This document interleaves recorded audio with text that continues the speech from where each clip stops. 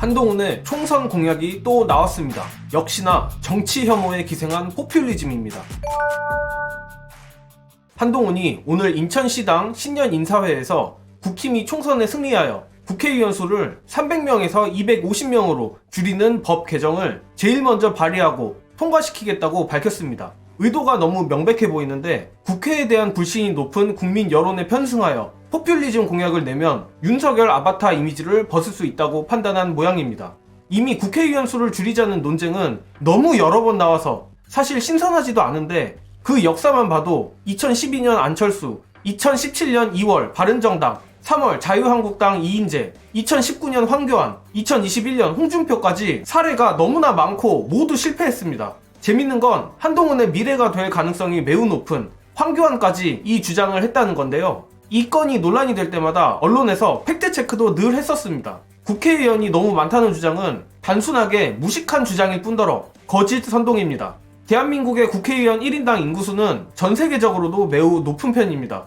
이를 우리나라와 비슷한 규모의 나라들과 비교를 해보면 차이가 더 극명하게 드러납니다. 또한 단순히 국회의원 보기 싫으니 숫자를 줄이자는 주장을 하는 사람들은 대체적으로 정치 저관여 및 무관심층이 대부분입니다. 상대적으로 정치 고관여들이 투표에 많이 참여하는 총선 특성상 적절한 전략도 아니죠. 정확히 말해 국회의원 수를 줄이자는 주장을 하는 것은 포퓰리즘을 꺼내야 할 정도로 선거 구도가 안 좋다는 것이고, 불리한 선거 구도에서 독박을 쓴 정치인들의 말로는 황교안 케이스로 더 말할 필요가 없다고 생각합니다. 그리고 이젠 정치 저관여들도 국회의원 수 거짓 선동에 잘 안 속는데 햄코같이 정치를 스포츠나 놀이문화로 여기는 친구들도 이젠 국회의원 수를 늘려야 한다고 하는 판입니다.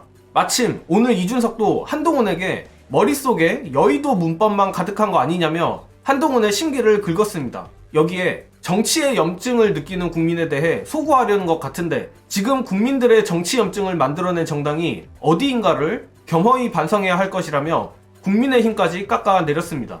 웃긴 건 자신만만하게 얘기한 이준석도 오늘 사고가 터졌는데 이준석 개혁신당의 당원 일부가 민주당 당원과 동일한 것이 확인됐습니다. 이에 대해 초기 당원 당규가 확정되기 전 다른 정당의 내용을 참고한 것으로 보이는데 내용에 큰 문제가 있는 내용은 아니다. 온라인 당원 가입을 받는 과정에서 개선상 체크가 이뤄져야 하는데 부주의 했던 것 같다고 해명했습니다. 거짓말을 거짓 해명으로 덮는 한동훈을 보다가 이준석을 보니까 이준석이 멀쩡해 보이는 신기한 착시까지 일어나는데 마침 개혁신당과 국민의힘 사이 신경전이 정말 치열한 것 같습니다.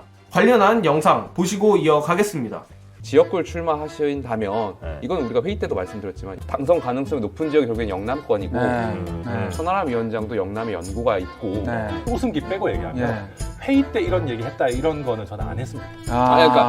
저는 제 과거에 같이 동행할 때 있었던 일들을 너무 외부에 노출하는 거 아니냐. 아니 그 제 의견이었어요. 그러니까 물론 그런데 이제 저 방송에서 저 정도까지 웃음기 빼고 우리끼리 얘기했었던 거 얘기하지 마라라고 얘기했던 거는 굉장히 분노했다는 겁니다. 천하람 지역위원장, 당협위원장 입장에서는 빡칠 수밖에 없는 내용이고 빡친 내용이죠.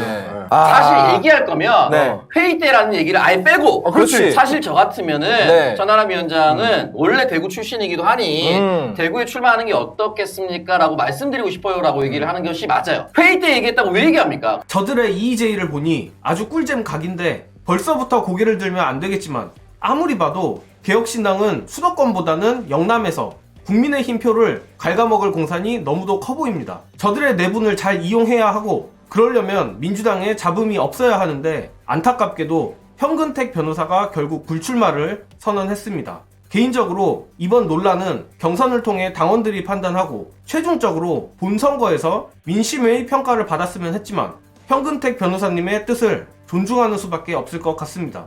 다만 문제는 윤영찬인데 전략 공천을 하던 다른 믿을만한 개혁적 인물이 나서던 반드시 당원과 동지들을 배신한 수박들은 단죄해야 합니다. 동지에게 칼을 꽂아도 운 좋고 눈치만 잘 보면 성공할 수 있다는 선례를 민주당이 더는 남겨서는 안 된다고 생각합니다. 이번 총선 공천에서 배신자들을 꼭 물갈이하길 바라며 이번 영상은 여기까지 하겠습니다. 시청해주신 여러분 감사합니다.